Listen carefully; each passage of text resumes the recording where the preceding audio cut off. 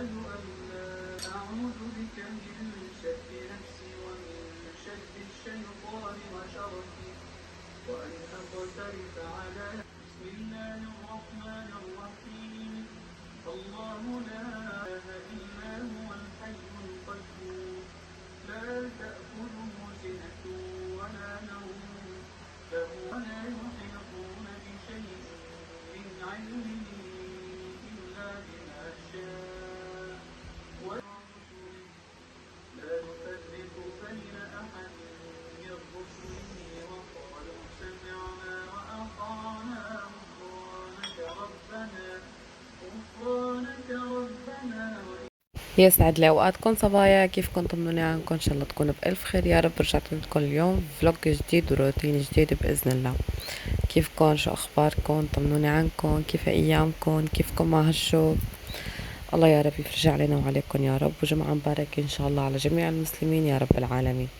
وهون حبيت معكم بلش هيك باذكار الصباح، حتى هيك الله يجعل يومنا كله خير وتوفيق باذن الله.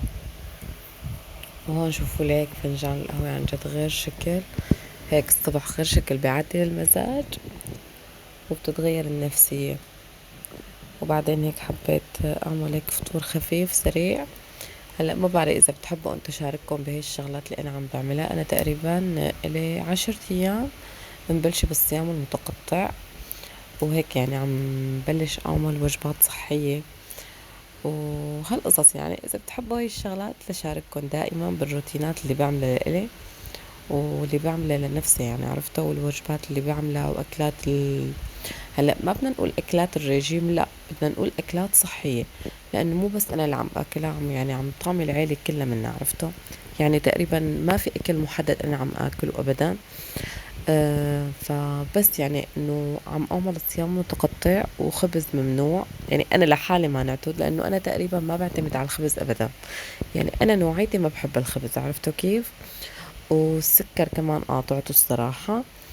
يعني هيك شوية تخفيف لها طاقة أكبر بإذن الله، وللواحد هيك يوصل مو ما بدنا نقول للرقم اللي نحنا بدنا إياه، لا بدنا نوصل للشيء اللي بيفيدنا نحنا واللي بيفيد جسمنا أكتر، عرفتوا كيف. وهيك كان فطور خفيف سريع. عم بعمل كتير وصفات طيبة على الفطور، إذا بتحبوا كتبولي بالتعليقات لحتى شارككم إياها بإذن الله.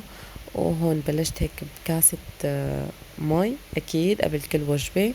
وأكيد الخضروات لازم يعني تكون بوجباتنا دائما. ومثل ما قلت لكم أنا ماني حارمة حالي من أي شيء، يعني الطبخة نفسها اللي عم بطبخها عم باكل منها. الفطور كمان أنا جبت إنه خبز أسمر، إذا كتير كنت مشتية آكل شغلي بالخبز ولا هيك. وأنا اللي بيعرفني بحب الخبز الأسمر. أنا دائما يعني باكل الخبز الأسمر، عرفته. باكل الشغلات اللي الصحية، بشرب هدول المشروبات الخضرة. يعني بحب هاي القصص، عرفته. وبنفس الوقت كمان هلأ يعني رايدة انه ارجع بشكلي بصحتي، حتى بصحة ولادي. يعني ما عم حب ابدا ياكلوا هيك الشغلات اللي ما أنا مفيدة. فهيك والله اذا بتحبوا لشارككم هاي التفاصيل كلها ان شاء الله بالفيديوهات الجاي. هو مثل ما انكم شايفين تركت بسومي عم بيت حماية، لانه كنت جاي اشرب عندهم قهوة. ورحت انا وبدو ليك جبنا شوية اغراض من الماركت القريبة علينا. وهيك والله شايفين هاي الصبية الحلوة صارت ترافقني بمشاويري وتطلع معي بالمشاوير وين ما رحت. وهيك والله مثل ما انكم شايفين هيك بعدين جيت على بيت حماية، شربنا قهوة وقعدنا. وبعدين هيك إنه نطبخ أنا وحماتي، عن جد كتير تسلينا، قضيت النهار كله عم بيت حماي. وهيك والله طبخنا الملوخية أنا وياها وتعشينا سوا. وبعدين هيك إجاهم ضيوف لبيت حماي كمان ضليت عندهم. يعني هيك قضيت النهار كله عند بيت حماي عن جد.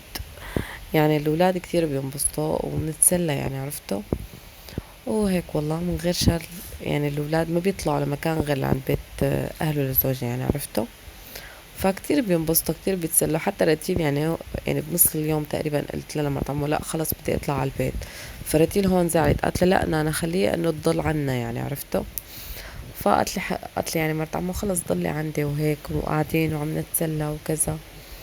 فهيك والله هون شوفوا لي الملوخية عن جد طلعت بتشهي القلب وغير شكل، اشتهيتكم كلكم. بعدين هون بالليل اجوا ضيوفنا، هيك حبيت اعمل لهم عصير صبيت العصير وبعدين هيك حطينا فواكه وقهوة. والله وهيك صرنا سهرة كتير حلوة ولطيفة. وهيك والله انتو خبروني صبايا، وين عم تروحوا، وين عم تجوا، كيف عم تقضوا ايامكم؟ عن جد النهار صاير كتير طويل وكتير ممل الصراحة. فيعني الولاد كتير عم يضوجوا. ومثل ما خبرتكم يعني هلا ما شاء الله نحن هاليوم امبارحة واللي قبله يعني شوي لحتى صار عنا شوية برود، يعني كسر الشوب اللي عنا موجود باسطنبول. الله يبعث الخير يا رب العالمين. وهون اكيد صرتوا تحفظوني، يعني اخر الليل لازم هيك نقرش شوي بسناك خفيف، هيك دلي الحالة فيه من غير شر وقت يناموا ولادي، وهيك حط شي مسلسل انا بحبه واقعد اتفرج عليه. هون عن جد هدول اطيب اكلتين بالصيف، هن الدرة والبطيخ، عن جد من اطيب الاكلات عندي. يعني اذا باكلهم كل يوم ما بقول لا. وخصوصا الدرة عندي اياهم مفضلة، عرفتوا.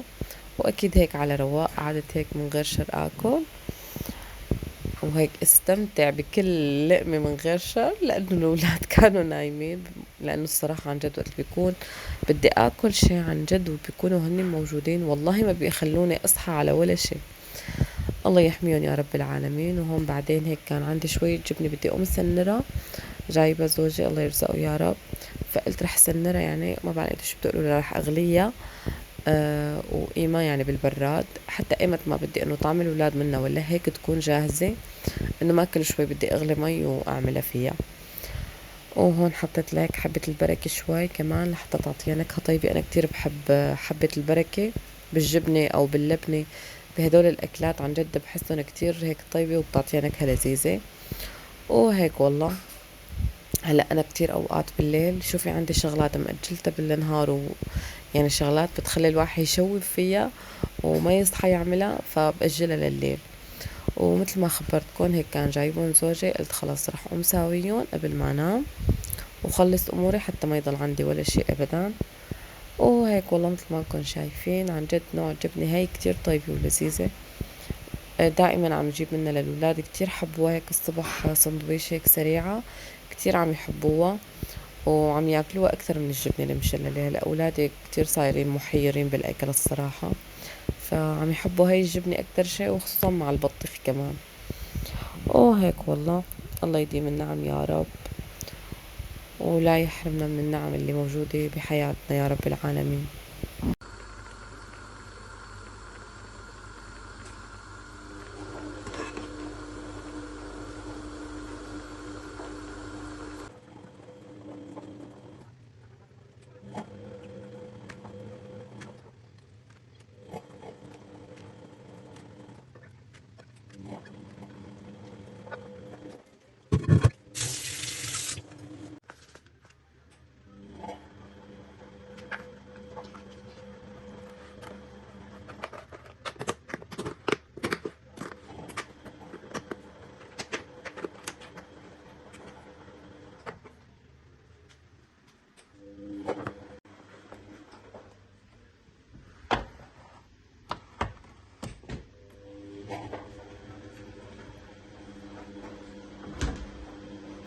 وهو مثل ما انكم شايفين بيوم تاني هيك كنت عم اشتغل البيت وخلص وهيك، والولاد هون جاعوا، فكانت عندهم كمان بنت عمنا بتلعب معهم وهيك. انا كنت يعني مفطرتهم هذا السناك، يعني عرفتوا الاندومي هلا هي سناك انه مشان يتسلوا فيها وياكلوا وهيك، عرفتوا.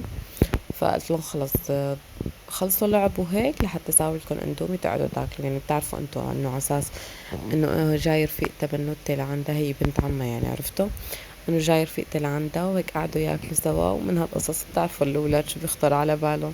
عن جد ونحن هيك كنا صغار، يعني وقت اللي كنا صغار هيك نحب انه وقت اللي يجي حدا من قرايبيننا رفقاتنا ولا كذا، انه هيك نقعد نعمل اكل ناكلها سوا، مثلا فواكه، شيبس، اي شيء. هون انا اعطيتهم شيبسات او اعطيتهم هيك شغلات ينقرشوا فيهم لبين ما اخلص شغلي. بعدين عملت لهم اندومي، وبسومي ما رضي الا ياكل بايده. شاف انه في تنتين عم ياكلوا بايده اللي هي بنت عمه واخته، وانه شلون هو ما ياكل بايده، حرد على طرف وما عاد بده ياكل وما عاد بده يحكي معنا. عن جد لو كنت مصورت لكم اياه لحتى تفرطوا عليه من الضحك. هو مثل ما انكم شايفين عم ياكل نتفة من اللقمة وبكب نصها. بس قلت يلا يا بنت خلص تركيه لا تزعجي مدام قاعد ومبسوط وعم يلعب، خلص خليه على راحته. وقلت يلا انه بعد شوي لانه فايتة انه حممه، وكنت رح امسح الارض وهيك، يعني لسه ما كنت مخلصة كل شغلة وهيك. والله الله يحميهم يا رب ويحفظهم. وهو مثل ما انكم شايفين هي اسرع اكلة، الاكلة المنقذة عن جد لوقت الغداء لوقت العشاء. كتير طيبة هي الأكلة ولذيذة، هي الكبابة بالبرغل، عن جد كتير طيبة. هون أنا حطيت الكباب هيك فارمته، عفوا صدر الدجاج فارمته كتير ناعم. حتى هيك تبلوا انتو التبلة اللي بتحبوها، البهارات اللي انتو بتحبوها بتضيفوها. انا حطيت بابريكا، حطيت ماجي شوي، ماجي يعني بودرة، حطيت فلفل، حطيت ملح، حطيت شوية بهارات كبسة، شوية كاري. بعدين هون ضفت عليهم كنت ناقعة نص كاسة برغل، بس بتعرفوا انتو بتنفش البرغل، فكنت ناقعة نص كاسة هيك حطيتها معهم كمان لحتى هيك يندعكوا كتير منيح ويتغلغلوا ببعض. لبين ما هون كمان كنت مجهزة أنا السلطة وهيك شغلات، قلت رح أعملهم كمان على الغاز إنه أسرع وأحسن. وهو مثل ما كون شايفين بعدين هيك حطيت شوي على إنه طواي ما تلزق عندي، وجبت هيك شوية زيت بالفرشاية حطيتهم. يعني كمان هاي الأكلة لأصحاب الدايت عن جد كتير مشبعة، فيها بروتين فيها نشويات، وأكيد بتاكلوا جنبها سلطة، عن جد كتير لذيذة وكتير طيبة عن جد. فيكن تعملوها بكبابة الدجاج، فيكن تعملوها باللحمة العادية. وهيك والله هون جبت كمان عندي هدول السياخ الخشب. حبيت هيك كمان اعمل الكباب شكلها بهالطريقة انه تصير مثل سيخ الكباب تماما، وبعدين حطها على الطواية حتى هيك تتقلى وتاخد النكهة اللي انا بدي اياها. وبهذا الوقت انا هون كنت حاطة فحم على الغاز لانه بدي فحمها، يعني انا بدي اياها تكون مثل الكباب النظامية عرفتوا. وعن جد طلعت لسه اطيب من الكباب النظامية وكتير حبيناها. حتى زوجي يعني كان مريض انه ما عم يقدر ياكل هاي الاكلات وهيك، بس هيك داق منا لقمة اللي كتير طالعة طيبة وكتير طالعة لذيذة كأنه مشوية على الفحم يعني عرفتوا. وهيك والله الله يديم النعم علينا يا رب. عن جد الأكل صاير كتير بحير، وكتير عم احتار شو بدي اعمل للولاد وهيك، لأنه صايرين كتير بنقوا الصراحة وما بياكلوا أي شي، عم يعذبوني كتير. هو مثل ما كون شايفين صارت مثل السيخ، يعني كتير سهل الطريقة. هيك بتنسلوها بترجعوا بتحطوها على الطواي. هلا فيكن تعملوها بالفرن بس انا حسيتها بتنشف. هلا مرة انا جربتها بالفرن بس ما بتعطيكن هي الطراوة اللي بتعملوها نفسها هيك بتقلوها على الغاز. هلا هاي كأنه مشوية عن جد على الفحم تماما، وما بدها تقريبا يعني على فكرة 10 دقايق وبتكون جاهزة. وبس لبين يعني ما تعملوا الفحم فيكن كمان تقلوا جنبها بصل. فيكن تعملوا بندورة، يعني تحطوها مثل المشاوي النظامية. واكيد ما بصير بلا هاي الخبزة الصراحة، بدي غششكن. انا غشيت واكلت من هاي الخبزة لانه عن جد لا تقاوم وكتير طيبة مع المشاوي ومع هاي الاكلات. فهيك والله يعني بهذا اليوم اكلت، وبعدها يعني تقريبا صمت 20 ساعة. كنت هيك يعني أنبني ضميري لأنه أكلت من هذا الخبز، عن جد كان إلي زمان ماني أكلة منه. بس يعني عن جد طيبة مع هاي الأكلات وخصوصا مع البيواز. وعملت هيك سلطة جرجير عن جد كتير طلعت طيبة. هو مثل ما نكون شايفين هيك ما شاء الله تحمر اللون، عن جد كتير لذيذة. قد ما قلت لكم طيبة وأكتر، عملوها لأولادكم كتير رح يحبوها، حتى انتو رح تحبوها كتير. ليش؟ لأنه مفحمة. عرفتوا كيف؟ هلأ في عالم تعملها بدون ما تفحمها أو تحط لها نكهة الفحم، بس نكهة الفحم هي اللي بتعطيها اللذاذة، وهي اللي بتخليها كأنه عن جد مشاوي جاهزة عرفتوا. وهون بلشت هيك جهز البيواض، فرمت شوي البقدونس. عن جد المشاوي بدون بيواض يعني مو طيبة. فرمت البقدونس، بعدين فرمت له هيك بعدين فرمت له بصلة صغيرة، وهيك تبلته بنتفة زيت وشوية حمض الليمون، ولو كان موجود لسه ليمون أنا بعصر له ليمون بيطلع طيب. وبعدين حطيت له ملح الليمون، وكان سماق ما أنا متوفر عندي، أنا كمان بضيف سماق. وكتير طيبة بيطلع عن جد. هاي هيك السلطة الخفيفة جنب المشاوي عن جد بتطلع كتير لذيذة وكتير طيبة. هو مثل ما نكون شايفين هيك حطيت شوية زيت فوق الفحم وغطيتها. عن جد طلع بشهي ما شاء الله، وكتير هيك غبت نكهة الفحم، وكتير كأنه مثل ما خبرتكم عن جد طلعت مشاوي نظامية. اوه هيك والله. خبروني صبايا، انتو بتجربوا هيك شغلات بالبيت ولا لا خلص انتو من جماعة الجاهز؟ هلا انا من جماعة الجاهز، وكمان بحب بنفس الوقت انه اعمل كل الشغلات بالبيت، ما بحب يصعب شي علي ابدا، بحب جرب عرفته، وبتنجح يعني بتنجح الشغلة معي فبتشجع اكتر. هو مثل ما انكم شايفين فرمت الجرجير كمان، وحطيت له كمان شوية بصل، وكنت مجهزة هيك الخلطة اللي إله على طرف، بس نسيت ما أحط لكم إياها قدامكم.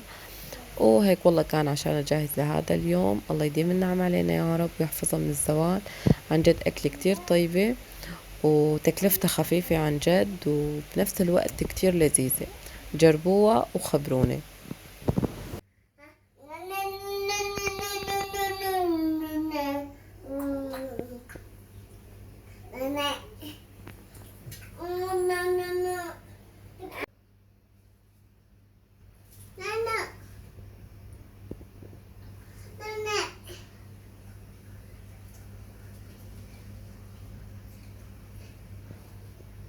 استغفر الله استغفر الله استغفر الله استغفر ربي استغفر ربي استغفر ربي استغفر ربي استغفر ربي استغفر ربي.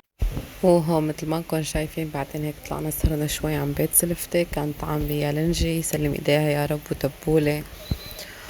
وهيك والله هيك اجتمعنا كلياتنا، العيلة كلها اجتمعت من غير شر. الله يديم اللمات الحلوة يا رب العالمين، وهيك يجمعنا بأهالينا يا رب العالمين. وهون عن جد اليالنجي ما شاء الله كان كتير طيب ولذيذ، يسلم ايديها يا رب. وبعدين ما بيصير بلا هيك اجواء القهوة غير شكل، فنجان القهوة عن جد رواق تاني يعني، بس من غير شر يكون بدون ولاد، بس من غير شر الولاد كانوا موجودين الله يحميهم يا رب. وهيك شاركونا بكل الأجواء، ما بيصير يتركونا أبدا. وهيك والله كانت سهرتنا. وبعدين هيك لما رجعت على البيت هيك مثل ما قلت لكم أنا بشتغل شغلاتي بالليل، كان عندي هيك كبس مخلل بعد ما أخذت دوش ونيمت الأولاد. وهيك كان زوجي هيك عنده كم شغلة عم يعملهم كمان، أنا هيك قلت لحتى أقوم بس مخللاتي حتى هيك يستووا وآكل منهم عرفتوا. وهون قطعت هيك بس راس الخيار، وحطيته هيك طبقته تطبيق بالمضربان، وبعدين هون كمان عندي شوية حصرم عن جد كتير مشتهية عليه، وحطيت معه شوية فليفلة، وأكيد هيك كم قرن فليفلة حد صغار حتى هيك يعطوا نكهة طيبة ولذيذة بنفس الوقت. وبعد ما طبقتهم منيح هون صرت احط لكل كاسة مي حطيت معلقة ملح، وحطيت للمضربان كامل نص معلقة ملح الليمون ونص معلقة سكر.